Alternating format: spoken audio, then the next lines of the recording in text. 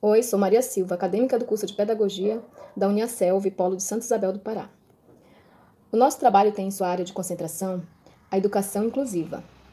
O programa de extensão é Metodologia e Estratégia de Ensino e de Aprendizagem.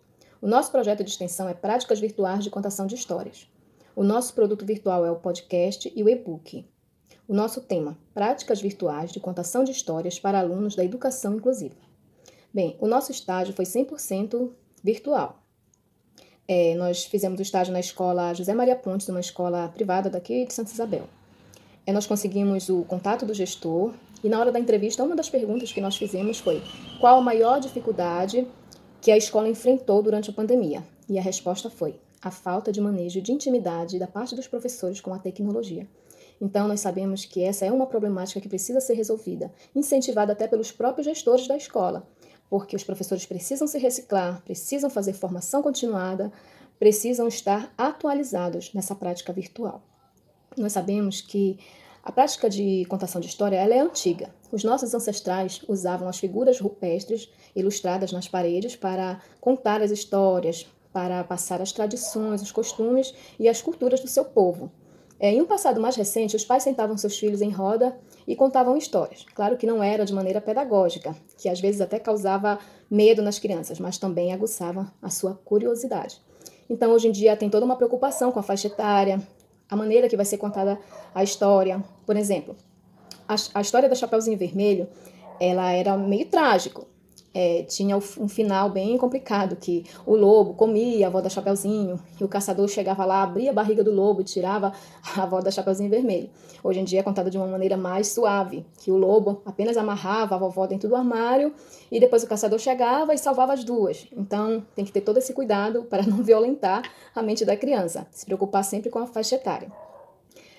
A contação de história ela desperta coisas maravilhosas nas crianças. Agora você imagina num aluno, por exemplo, autista, o tanto que essa história vai contribuir para a cognição desse aluno.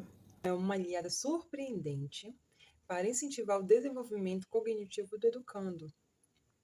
Tanto que houve, nos últimos tempos, uma grande procura em uma qualificação uma qualificação dessa área. E é notória o benefício que essa prática promove.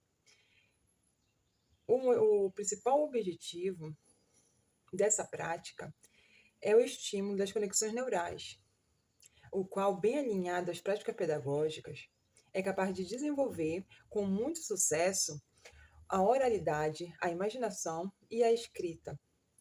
Assim também, em tempos de aulas remotas, tem-se visto diversos vídeos e conteúdos dessas aulas, dessas contações de história, estimulando e ajudando ao aluno, ao qual os professores eles vêm interagindo com os alunos, com essas práticas pedagógicas, e é de suma importância que as crianças continuem vivendo o projeto de aprendizagem, recebendo esse estímulo sobre contação de história. Já no nosso podcast, nós fizemos a contação de história de 4 histórias. A primeira é As Florestas das Sensações, de Thaís Agostini. A segunda história, ela fala sobre o cachorro elameado, com autodescrições. E a terceira história é As Borboletas, de Vinícius de Moraes. E, por último, A Centopeia Perneta, de Bruno Mendonça Coelho. Nelas, a gente faz uma contação de história, estimula a imaginação dessa criança, ele interage com a gente. E a contação de história, ela deve ser apresentada à criança em um contexto que a mesma entenda de forma lúdica, dinâmica e atrativa. E é importante que o professor utilize essas ferramentas no momento propício que é a infância, onde ela vai conseguir desenvolver a imaginação, ter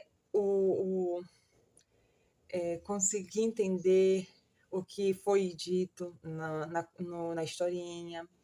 E ela vai ter aquela ideia do mundo de fantasias. Este trabalho objetivou mostrar o como é importante a contação de história para a inclusão deste aluno autista na sala de aula ou na sociedade. Vai estimular a imaginação, a capacidade de resolver problemas, estimular a oralidade, a escrita e a concentração dessa criança. É incontável os benefícios que essa prática tem para essa criança. E assim nós esperamos que possa ter outros estudos, que a contação de história continue sendo forte e ajudando essas crianças.